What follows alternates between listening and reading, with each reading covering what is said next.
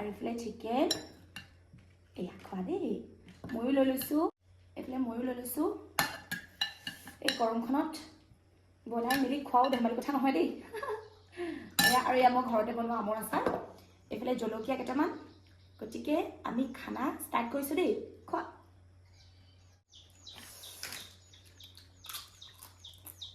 জোল অকণমান লাগে খোৱা দেই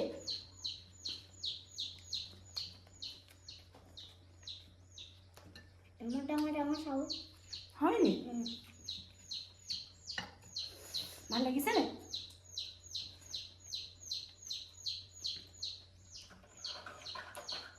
এইকেইটা আমাৰ কুকুৰা পোৱালি সৰু সৰু এতিয়া চুইছে